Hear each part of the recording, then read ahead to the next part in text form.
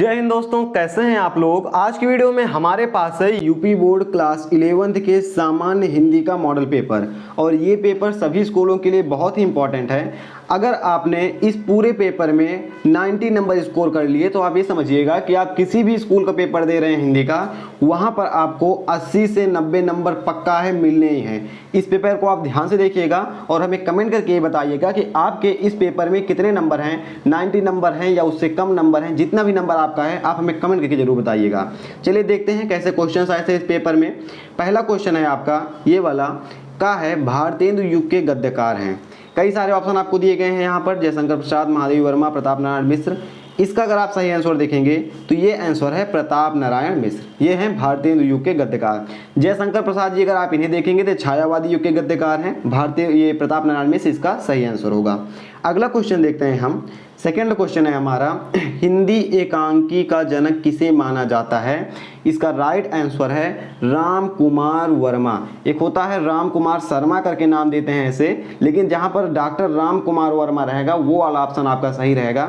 ये बोर्ड परीक्षा में कई बार क्वेश्चन आ चुका है और ये क्वेश्चन इंपॉर्टेंट है आपके क्लास 11 के एनुअल एग्जाम और जो आपका 12th है 12 के बोर्ड एग्जाम की दृष्टि से, क्योंकि कई बार बोर्ड में आ चुका है, इंपॉर्टेंट क्वेश्चन है। अगला क्वेश्चन हम देखते हैं, तीसरा क्वेश्चन। ये हमारा क्वेश्चन है, कलम का सिपाही के रचनाकार हैं। ठीक है, कई लोग बोलते हैं मुंशी प्रेमचंद, तो मुंशी प्रेमचंद्र जी की क्या है, ये जीवनी है, यानी कि उन्हीं के जीवन पर बेस्ड है, लेकिन इनके जो रचनाकार हैं वो हैं अमृत राय। ठीक है, मुंशी प्रेमचंद्र की जीवनी अमृत राय ने लिखी थी। ये क्या है, इनकी जीवनी के रचनाकार हैं। कई सारे लोग बोलते हैं कि अमृत राय मुंशी प्रेमचंद्र के बेटे हैं, लेकिन इसका कंफर्म में हमें नहीं पता है कि नहीं, आप हमें कमेंट करके जरूर बताइएगा। अगला हम घा वाला क्वेश्चन देखते हैं। घा वाला क्वेश्चन हमारा है यहाँ पर, ये क्या है, भारतेंदु युग की समय सीमा मानी जाती है, यानी कि समय सीमा कब से है। इसमें कई सारे लोग जो कि नहीं पढ़े हैं वो इसको टिक करेंगे 1850 से 1885, लेकिन ये बिल्कुल गलत है। इसका राइट आंसर है आपका ये का वाला ऑप्शन 1868 से 1900 ईस्वी, फिर 1900 से 1922 आपका द्विवेदी युग रहता है। ए वाला ऑप्शन आपका ये सही है। अगला क्वेश्चन है हमारा, निम्नलिखित में से कौन सी पत्रिका द्विवेदी युग की नहीं है। इसका मतलब है कि ये जो आपको 4 पत्रिकाएं दी गई हैं, सुदर्शन, हिंदी प्रदीप, मर्यादा और माधुरी, इनमें से कौन सी पत्रिका 1900 से, ठीक है, कितने से 1900 से 1922 के बीच में नहीं प्रसारित हुई थी। तो इसका राइट आंसर है जो आपकी ये हिंदी प्रदीप पत्रिका है, ये आपकी द्विवेदी युग की नहीं है, ये भारतेंदु युग की है।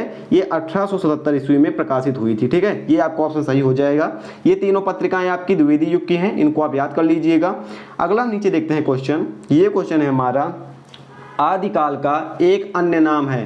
राइट आंसर है स्वर्ण युग। ये क्लास 10 में कई बार पूछा गया है और ये आपको बहुत अच्छे से पढ़ाया भी गया होगा। अगला क्वेश्चन है हमारा, ये वाला क्वेश्चन है, ये क्या है, निम्नलिखित में कवियों में वल्लभाचार्य के शिष्य थे, यानी वल्लभाचार्य के शिष्य कौन थे। राइट आंसर है सूरदास। यहाँ पर पेपर वालों ने गलती कर दी है, फिलहाल इसमें गलती होती नहीं है जल्दी से, लेकिन पता नहीं कहाँ से मिस्टेक कर दी है। अगला क्वेश्चन हम देखते हैं फिलहाल। अगला क्वेश्चन है हमारा, रीतिकाल की रीतिबद्ध काव्य धारा के कवि हैं। ये क्वेश्चन आप लोगों के लिए मोस्ट इंपॉर्टेंट है, इसे आप लोग जरूर याद रखिएगा। क्लास 10th में पूछा जाता है, क्लास 12th में पूछा जाता है, और ये देखिए क्लास 9th में अगर आप देखें 9th में भी आएगा और 11th में भी, हर क्लास में ये क्वेश्चन पूछा जाता है। ये सिलेबस से समझ लीजिए एक तरह से बाहर है, बहुत ही इंपॉर्टेंट क्वेश्चन है। इसका राइट आंसर है बिहारी, इसे आप याद रखिएगा। अगर आप बोर्ड एग्जाम का पेपर देखेंगे तो ये क्वेश्चन आपको जरूर दिखाई देगा किसी न किसी सेट में।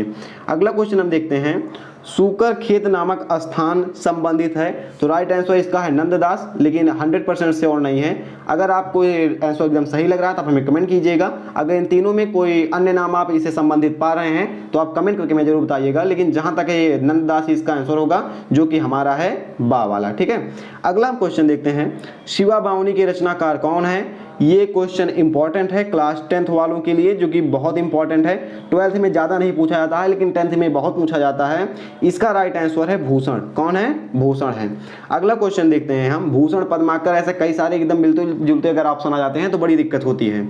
अगला क्वेश्चन है हमारा ये वाला, ये क्या बोल रहा है कि नीचे दिए गए पद्यांशों में से, ठीक है, यहाँ पर देखेंगे नीचे दिए गए पद्यांशों के आधार पर प्रश्नों का उत्तर दीजिए। आपको क्या करना है, सबसे पहले इस पद्यांश को पढ़ना है, जो पद्यांश यहाँ पर दिया गया है, उसके बाद आपसे उपयुक्त गद्यांश का संदर्भ पूछेगा, रेखांकित अंश की व्याख्या पूछेगा, फिर श्रेष्ठ आचरण में कितना क्या होता है ये सब पूछेगा। तो फिलहाल देखेंगे आप, तो यहाँ पर इन दोनों का आंसर आपको अपने हिसाब से देना होता है, इन तीनों का आंसर जो है आपको इसी में मिल जाता है। तो इनको क्या करना है, आपको पहले पढ़ना है। आप यहाँ से यहाँ तक पढ़ेंगे तो आपको इसका संदर्भ याद आ जाएगा कि उपयुक्त गद्यांश का संदर्भ लिखिए। संदर्भ क्या है इसका नाम है आचरण की सभ्यता, और इसके लेखक हैं कौन, ये हैं क्या कहते हैं, सरदार पूर्ण सिंह जी। कौन है, पूर्ण सिंह है। और ये एक निबंध है, आप इसका जो संदर्भ लिख दीजिएगा, व्याख्या आपको यहीं से मिल जाएगी। अगला हम देखते हैं क्वेश्चन, अगर आपको वो नहीं आ रहा है ये कर सकते हैं, लेकिन पूर्ण सिंह के जो हैं सरदार पूर्ण सिंह जी के निबंध बहुत ही क्या है, फेमस हैं, तो आप कर लीजिएगा, वो ज़्यादा आसान आपके लिए पड़ेगा। अगला हम पद्यांश देखते हैं। पद्यांश में है सेम उसी तरह से दो क्वेश्चन के, दो नंबर के आपको कितने 5 क्वेश्चन पूछे जाएंगे, 10 नंबर का क्वेश्चन है। इसमें भी आपको ऊपर वाले 2 क्वेश्चन के आंसर जो है इसमें ऊपर से देना है, इसको पढ़कर। उसके अलावा तीनों क्वेश्चन के आंसर अगर आपने इसे समझ लिया तो आपको तीनों क्वेश्चन के आंसर मिल जाएंगे। फिलहाल पहला क्वेश्चन है, तो आप पद्यांश का आपको क्या लिखना है, कवि के शीर्षक का नाम लिखना है। ये क्या है, शीर्षक का नाम क्या है इसके, ये है कबीरदास जी जो हैं उनकी, ये है साखी। क्या है, साखी। एक चीज आप याद रखिएगा, इसको याद करने की ट्रिक, ये अगर कबीरदास जी का आता है हर बार, साखी से आएगा तो उसमें 2 लाइन होगी, पदावली है, पदावली से आएगा तो उसमें 4 लाइन होगी। तो आप याद रखिएगा, इसमें 2 लाइन ही ये साखी का है, कबीरदास जी के साखी का। आपको रेखांकित अंश की व्याख्या करनी है। पाका कलश कुम्हार जो है दोबारा चाक पर नहीं चढ़ाता है, तो इसी को आपको व्याख्या करनी है। आगे हम देखते हैं, इसको भी आप कर सकते हैं, वो ना आए तो फिलहाल वो आपको आ जाएगा, मुझे इतना विश्वास है। अगला हम देखते हैं क्वेश्चन, ये कौन सा क्वेश्चन है, निम्नलिखित में से किसी एक लेखक का साहित्यिक परिचय देते हुए कृतियों का उल्लेख कीजिए। ध्यान दीजिएगा, जीवन परिचय आपको नहीं लिखना है। कई सारे लोग जो 11th के हैं इसमें जीवन परिचय लिख देते हैं, जीवन परिचय बिल्कुल नहीं लिखना है, आपको इनका साहित्यिक परिचय लिखना है। ठीक है, साहित्यिक परिचय लिखना है। किसका किसका लिखना है साहित्यिक परिचय, हम देखते हैं। तो यहाँ पर देखेंगे कबीरदास, सूरदास, तुलसीदास, तीनों का आपको साहित्यिक परिचय डिस्क्रिप्शन बॉक्स में लिंक दी गई है, वहां पर आप क्लिक करेंगे तो तीनों का आपका मिल जाएगा। बोर्ड परीक्षा में कैसे लिखना है, अगर क्लास 12th में आता है तो कैसे लिखना है, ये सारी चीजें आपको उसमें बताई गई हैं। अगर आप देखना चाहें तो वहां पर लिंक दी गई है, वहां पर क्लिक करके आप देख सकते हैं। अगला क्वेश्चन है हमारा, ये है यहाँ पर प्रेमचंद द्वारा रचित कहानी बलिदान का सारांश अपने शब्दों में दीजिए। ठीक है, क्या करना है, अपने शब्दों में देना है। यहाँ पर देखेंगे आप, ये पहला वाला क्वेश्चन मिस हो गया था। भारतेंदु हरिश्चंद्र, सरदार पूर्ण सिंह, महावीर प्रसाद द्विवेदी, इन तीनों का भी साहित्यिक परिचय मिल जाएगा। ये गद्य के हैं, ये तीनों पद्य के हैं। तीनों में आपको 6 हो गए, 6 में आपको 2 का करना है, एक यहाँ से करना है एक साहित्यिक परिचय, एक साहित्यिक परिचय यहाँ से करना है। ठीक है, आपको इसमें कितने 10 नंबर मिल जाएंगे।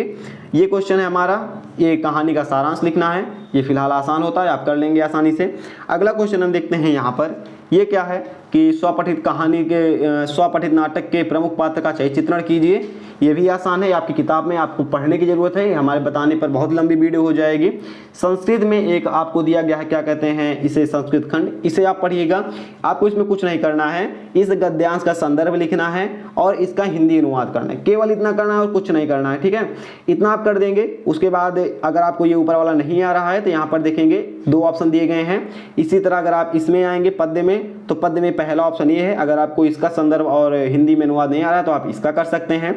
अगला क्वेश्चन है, किसी एक शब्द का अर्थ लिखकर अपने वाक्य में प्रयोग करना है। सबसे अच्छा इसमें आपको ऑप्शन सही पड़ेगा, गड़े मुर्दे उखाड़ना, यानी कि पुरानी बातों को फिर से उठाना या पुरानी बातों को दोहराना। ये है हमारा संधि विच्छेद, इसमें सूर्योदय का हो जाएगा सूर्यधन उदया, ये वाला सा वाला हो जाएगा सूर्यधन उदया। परमार्थ परम धन अर्थ हो जाएगा, परमार्था परम धन अर्था।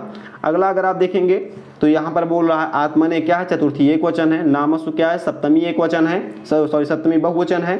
अगला हम देखते हैं, नीचे आएंगे, श्रांत मतलब होता है क्या कहते हैं, थकान, और ये श्रांति है, क्या है, ये थकान है और ये श्रांति है, इसकी मतलब होता है खिन्नता, आ वाला ऑप्शन सही हो जाएगा।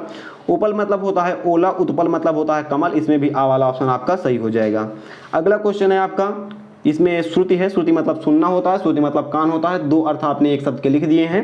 अगर आप पीडीएफ डाउनलोड करना चाहते हैं, डिस्क्रिप्शन बॉक्स में लिंक दी गई है, पासवर्ड हम उसका रख देते हैं 0018, इससे आप इसको अनलॉक कर पाएंगे। ठीक है, नीचे हम आते हैं, एक शब्द आपको लिखना है, ये वाला हम देखते हैं दूसरा, जो जाना ना जा सके अज्ञेय, क्या बोलते हैं, अज्ञेय। जो सच्चिदानंद हीरानंद वात्स्यायन अज्ञेय है वही नाम है।